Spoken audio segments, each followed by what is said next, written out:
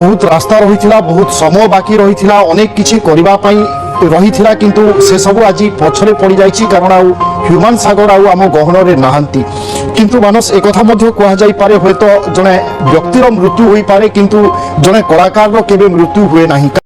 नमस्कार प्रिय बंधुगण आपण मान प्रत्येक को आउ गोटे भिडियो को मुझे स्वागत करुच्छे।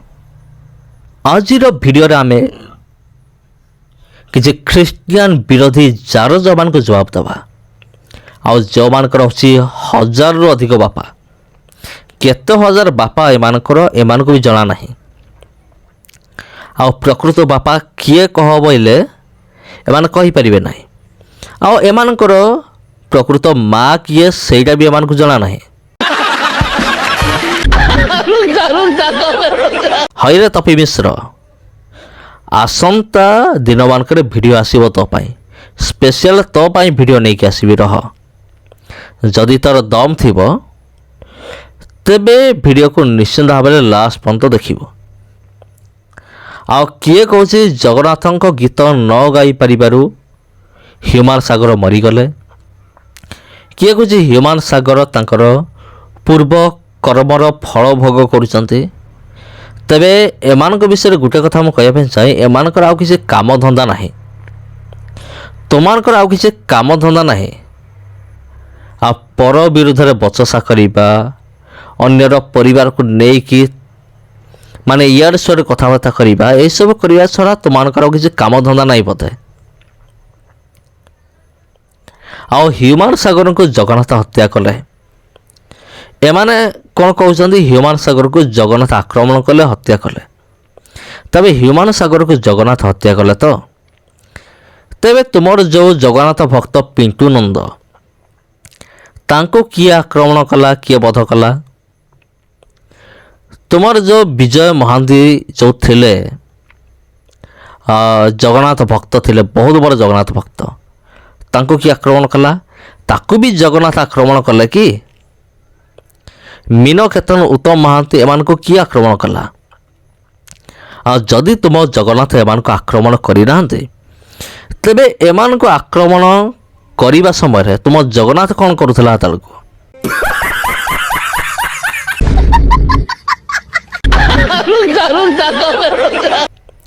टिके उत्तर दियो।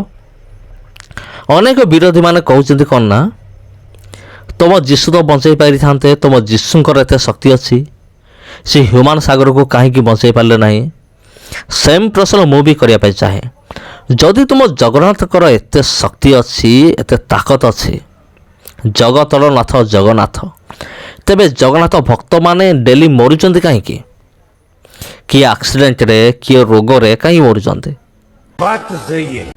तुम जगन्नाथ कहीं बचाई देना एत शक्ति जदि अच्छी तुम जगन्नाथंकर जदि एत शक्ति अच्छी जगन्नाथंकर शक्ति अच्छी जदि अच्छी पिंटू नंद को बचाई पारे ना कहीं आ तुम जगन्नाथ विजय महांती को कहीं बचाई पारे नहीं से बहुत बड़ जगन्नाथ भक्त थिले तांको बचाया कथा से आहुरी किसी दिन भक्ति करिथांते उत्तम महांती मीन केतन अनेक महारथी माने ए दुनिया रु चली गले जो मान कि जगन्नाथंकर बड़ बड़ भक्त थिले जदि तुम्हें आम को आंगुली देखौच आम जीशु उपर आंगुली देखौच जीशु कहीं ह्यूमान सागर को बचैले नहीं तेबे तुम्हें कहून कहीं तुम जगन्नाथ एमान को बचाई पारे ना कहीं कौन तुम जगन्नाथकर दम नहीं।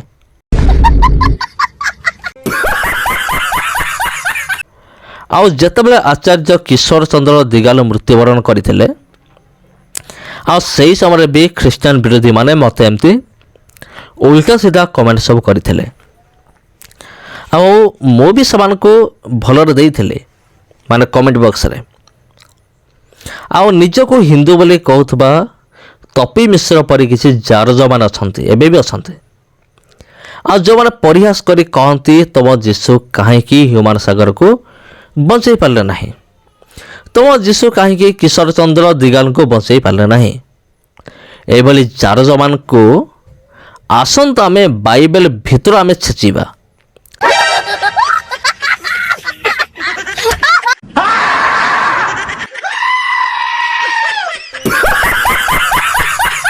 ଜବାବ ଦେବା। ଉପଦେଶକ ତାର 3 ପର୍ବ 1 ପଦ ଏବଂ 2 ପଦ। ଉପଦେଶକ 3 ପର୍ବ 1 ଏବଂ 2 ଏଠି ଏମିତି ଲେଖାଯାଏ, ସବୁ ବିଷୟର କାଳ ଅଛି ଓ ଆକାଶ ତଳେ ସବୁ ମନୋରଥର ସମୟ ଅଛି, ଜନ୍ମିବାର ସମୟ ଓ ମରିବାର ସମୟ, ରୋପିବାର ସମୟ, ଯାହା ରୋପିତ ହେଲା ତାହା ଉପାଡ଼ିବାର ସମୟ। ତେବେ ପ୍ରିୟ ବନ୍ଧୁଗଣ, ସବୁ ବିଷୟରେ ଗୋଟେ ଗୋଟେ ସମୟ ଅଛି। ତେଣୁ ଜନ୍ମ ହେବାର ସମୟ ବି ଅଛି, ମରିବାର ସମୟ ବି ଅଛି। ଏ ସମୟ କିଏ ରଖିଛି? ଏହି ସମୟ ସଦାପ୍ରଭୁ ପରମେଶ୍ୱର ରଖିଛନ୍ତି। ତେବେ ପରବର୍ତ୍ତୀ ଆୟୁବ 14 ପର୍ବର 5 ପଦ ଏଠି ଏମିତି ଲେଖାଯାଏ, ତାହାର ଦିନ ସବୁ ନିର୍ଣ୍ଣିତ, ତାହାର ମାସ ସଂଖ୍ୟା ତୁମ୍ଭଠାରେ ଅଛି ଓ ତୁମ୍ଭେ ତାହାର ସୀମା ନିରୂପଣ କରିଅଛ, ଏଣୁ ସେ ତାହା ଲଙ୍ଘନ କରିପାରେ ନାହିଁ। ତେଣୁ ପରମେଶ୍ୱର ଯାହାକୁ ଯେତିକି ସମୟ ଦେଇଛନ୍ତି, ସମୟ ସୀମା ଦେଇଛନ୍ତି, ତାକୁ ସେ ଲଙ୍ଘନ କରିକି ଗୋଟେ ସେକେଣ୍ଡ ବି ବଢ଼େଇ ପାରେ ନାହିଁ। ଆଉ ପ୍ରଥମ ସାମୁଏଲ 2 ପର୍ବର 6 ପଦ ଏଠି ଏମିତି ଲେଖା ଅଛି, ସଦାପ୍ରଭୁ ମୃତ୍ୟୁ ଘଟାନ୍ତି ଓ ସଜୀବ କରନ୍ତି, ସେ ପାତାଳକୁ ଓହ୍ଲାଇ ଆଣନ୍ତି ଓ ଉପରକୁ ଉଠାଇ ଦିଅନ୍ତି। ଏହାର ଅଛି ମୃତ୍ୟୁ ବି ପରମେଶ୍ୱରଙ୍କ ହାତରେ ଅଛି, ଜୀବନ ବି ପରମେଶ୍ୱରଙ୍କ ହାତରେ ଅଛି। ସେ ଯାହାକୁ ଯାହା ଇଚ୍ଛା ତାହାକୁ ସେ ପ୍ରଦାନ କରନ୍ତି। ଆଉ ଦ୍ୱିତୀୟ ବିବରଣ 32:39 ଏଠି ଏମିତି ଲେଖାଯାଏ, ଏବେ ଦେଖ ଆମ୍ଭେ ହିଁ ସେ ଅଟୁ, ଆମ୍ଭ ସଙ୍ଗେ ଆଉ କୌଣସି ଦେବତା ନାହିଁ। ଆମେ ବଧ କରୁ ଓ ଆମ୍ଭେ ଜୀବନ ଦାନ କରୁ, ଆମ୍ଭେ କ୍ଷତ କରିଅଛୁ ଓ ଆମ୍ଭେ ସୁସ୍ଥ କରୁ, ପୁଣି ଆମ୍ଭ ହସ୍ତରୁ ଯେ ଉଦ୍ଧାର କରିପାରେ ଏପରି କେହି ନାହିଁ। ତେବେ ପରମେଶ୍ୱରଙ୍କ ନିକଟରେ ସବୁକିଛି ଅଛି, ମୃତ୍ୟୁ ଅଛି, ଜୀବନ ମଧ୍ୟ ଅଛି। ଆଉ ସେ ବଧ କରନ୍ତି, ସେ ଜୀବନ ମଧ୍ୟ ଦାନ କରନ୍ତି। ଅର୍ଥାତ୍ ଈଶ୍ୱରଙ୍କ ହାତରେ ଅଛି ଜୀବନ ଏବଂ ମରଣ। ତେବେ ଉପଦେଶକ 12 ପର୍ବର 7 ପଦ ଏଠି ଏମିତି ଲେଖାଯାଏ, ପୁଣି ଧୂଳି ପୂର୍ବ ପରି ମୃତ୍ତିକାରେ ଲୀନ ହେବ, ଆଉ ଆତ୍ମାଦାତା ପରମେଶ୍ୱରଙ୍କ ନିକଟକୁ ଆତ୍ମା ଫେରିଯିବ। ତେବେ ପ୍ରିୟ ବନ୍ଧୁଗଣ, ଖ୍ରୀଷ୍ଟରେ ପ୍ରିୟ ଭାଇ ଭଉଣୀମାନେ, ସମୟ ଈଶ୍ୱରଙ୍କ ଦ୍ୱାରା ନିର୍ଣ୍ଣିତ। ପରମେଶ୍ୱର ନିର୍ଣ୍ଣୟ କରିଛନ୍ତି କିଏ କେତେ ଦିନ ବଞ୍ଚିବ। ଯଦି କିଏ 30 ବର୍ଷ ବଞ୍ଚୁଛି, ଏଇଟା ବି ପରମେଶ୍ୱର ନିରୂପଣ କରିଛନ୍ତି। ଯଦି କିଏ 150 ବର୍ଷ ବଞ୍ଚୁଛି, ସେଇଟା ବି ପରମେଶ୍ୱର ନିରୂପଣ କରିଛନ୍ତି। ଯଦି କୌଣସି ଶିଶୁ ଜନ୍ମ ହେଉ ହେଉ ମୃତ୍ୟୁବରଣ କରୁଛି, ସେଇଟା ବି ପରମେଶ୍ୱରଙ୍କ ଦ୍ୱାରା ନିର୍ଣ୍ଣିତ। ଜଣେ ନିଜେ ଚେଷ୍ଟା କରିକି ନିଜର ଆୟୁକୁ ଗୋଟେ ସେକେଣ୍ଡ ବି ବଢ଼େଇ ପାରେ ନାହିଁ। ଜଣେ ବିଖ୍ୟାତ ଡ୍ୟାନ୍ସର ଥିଲେ, ଯାହାଙ୍କ ନାଁ ଥିଲା ମାଇକେଲ ଜ୍ୟାକ୍ସନ୍। ମାଇକେଲ ଜ୍ୟାକ୍ସନ୍ ଚାହୁଁଥିଲେ, ମୁଁ ଅତି କମ୍ରେ ଏ ପୃଥିବୀରେ 150 ବର୍ଷ ବଞ୍ଚିବି। ସେଥିପାଇଁ ସେ ନିଜ ପାଖରେ ଡାକ୍ତରମାନଙ୍କୁ ଆଣିକି ରଖିଥିଲେ, ସ୍ପେଶିଆଲ ଡାକ୍ତରମାନଙ୍କୁ ରଖିଥିଲେ। ସେ ଯାହା ବି ଖାଉଥିଲେ, ତାଙ୍କର ପ୍ରତ୍ୟେକ ଖାଦ୍ୟକୁ ଯାଞ୍ଚ କରାହେଉଥିଲା, ଆଉ ଉତ୍ତମ ଚିକିତ୍ସା ମଧ୍ୟ ପ୍ରଦାନ କରାହେଉଥିଲା ସ୍ୱାସ୍ଥ୍ୟ ନିମନ୍ତେ।